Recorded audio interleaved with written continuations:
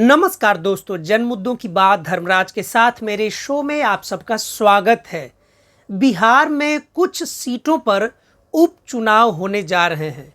बिहार विधानसभा के जो उपचुनाव हो रहे हैं उसमें जहां राजद और जदयू के बीच मुख्य रूप से घमासान दिख रहा है, लेकिन बिहार में आजकल मीडिया में सबसे अधिक सुर्खियों में न राजद है न जदयू है।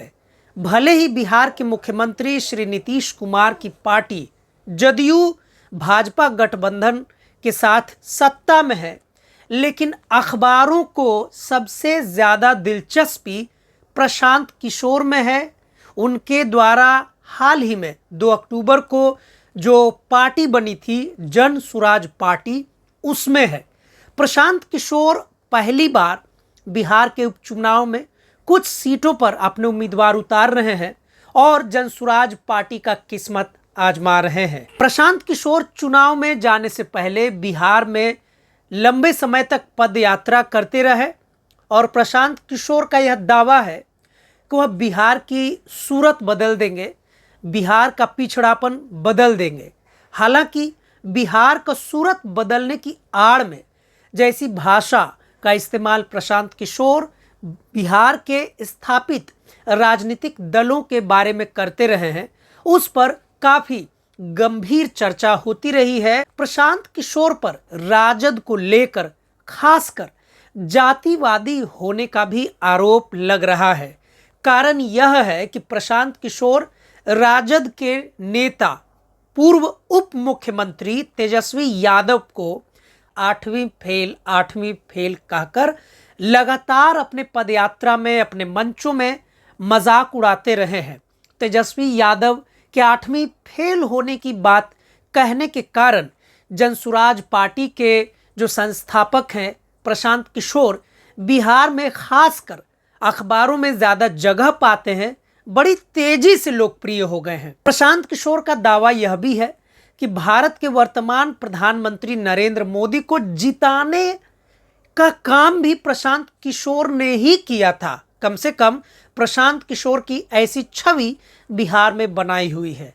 दिलचस्प बात है कि जिस प्रशांत किशोर का दावा है कि प्रधानमंत्री नरेंद्र मोदी को भारत का प्रधानमंत्री के कुर्सी तक पहुंचाने में बहुत बड़ा योगदान है, उसी प्रशांत किशोर की पार्टी जनसुराज पार्टी के अभी तरारी विधानसभा के उपचुनाव के जो उम्मीदवार थे एसके सिंह, जो vice chief army staff lieutenant SK Singh थे, उनकी उम्मीदवारी पर ईसी ने यानी इलेक्शन कमीशन ने आपत्ति दर्ज कर दी और जनसुराज पार्टी को उम्मीदवार बदलना पड़ा।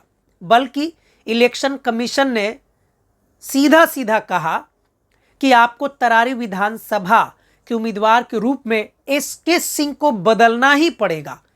दरअसल ईसी ने जनसुराज पार्टी के उम्मीदवार एसके सिंह की उम्मीदवारी को इसलिए खारिज कर दिया क्योंकि वो बिहार के वोटर ही नहीं है।